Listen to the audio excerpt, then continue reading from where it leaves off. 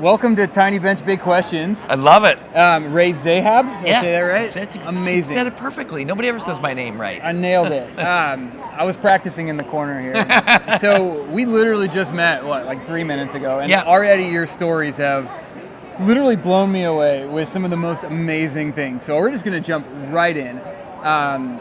Tell me about the most incredible experience you've ever had on planet Earth. Oh, God, dude.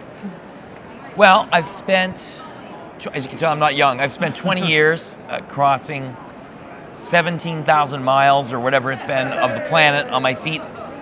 You know, I think it's the northern lights or seeing the stars in the sky in the Canadian Arctic in the middle of winter when the sky is so pitch black. You can't see it blackness of darkness, darker than Canadian Arctic winter, or being in the Sahara Desert and looking at the sky. Those are the most amazing things. You know what I mean? Are the most moments in time. So I would love to hear a story. I'm sure there's been a moment in one of your expeditions that you're like, what the fuck am I doing? Why am I out here? Yeah. Get me home. So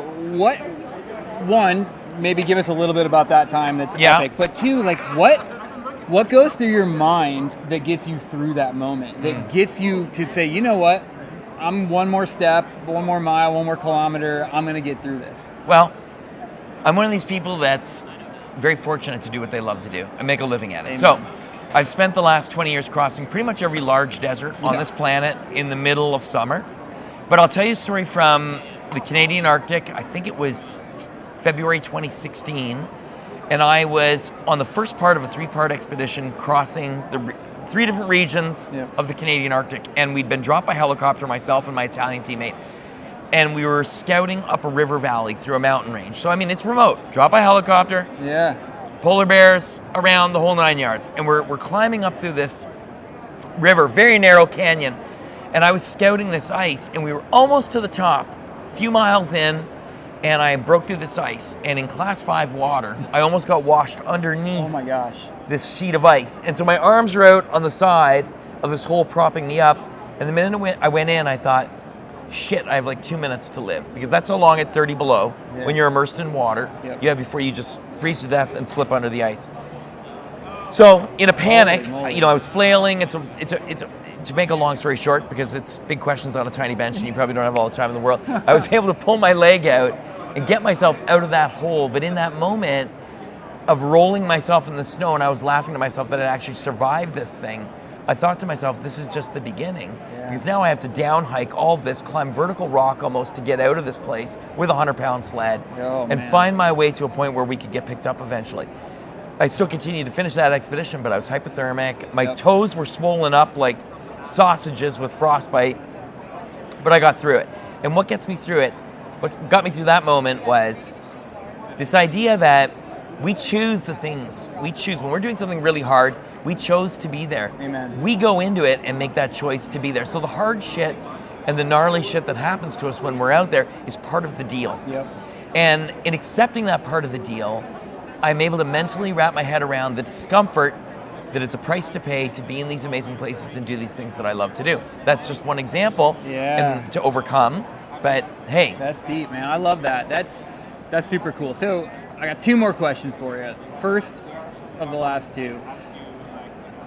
What advice, you live an amazing life, you're doing your dream job, if you will, it sounds like. What advice do you have for somebody that wants to do their dream job but isn't? Like what was the catalyst for you to get into this? And if somebody sees that and like, damn, I want to do something different, what advice? I started all this when I was 30. And I think the first 30 years of my life, I talked myself out of doing things because I was afraid of failing or what other people would think about me if I failed or whatever. I think missed opportunities come when we're not willing to take risks. So my advice to anyone is don't underestimate yourself. You are capable of a lot more than you think you are. As corny as that sounds, it's a reality. That is a real thing. Like we underestimate ourselves. And instead of talking yourself out of doing something or trying something or taking a risk, talk yourself into it. And instead give it a shot.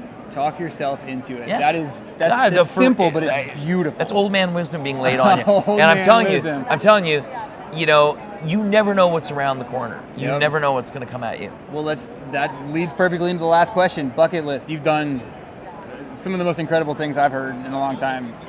What is the top of your bucket list? Well, like I'd mentioned before, I've spent a lot of my time crossing the deserts of the planet, crossed Siberia, been to the South Pole, crossed Kamchatka in Russia. I've got a couple of really big projects on the horizon that I really want to complete. One is crossing Ellesmere Island. Okay. It's the furthest landmass north in the world. If you take a look at it, you'll see it on a map. It's that little pointed island, 1,000 kilometers long. It's close to the North Pole as you can get. I want to cross it this winter. Cool. Take about a month to do. In collaboration with Inuit friends of mine up there using dog sleds and skis. But the reality is I'm in remission right now from a rare form of a blood cancer. And it's coming back at some point, right? But I am firing on all cylinders. I feel like $1 million. Hell yeah. And I'm focused on projects right now that are a continuation of life instead of putting my life on hold for something that I don't know when it'll come back. Do you know what I mean? That's so So good. bucket list is living. Just having an baby. amazing time doing it, you know? Well, Ray, thank you. I mean, I've known you for 10 minutes. I'm inspired. Thank you for living Thanks, the life brother. you are, storytelling. I can't wait to check out whatever's up to next. Watch you Right cross whatever island or desert you're up to. So thank Yeah. you for taking the time, and yeah, man. Talk Thanks, soon. man. All right, Appreciate buddy. you, brother. Cheers, brother. Cheers.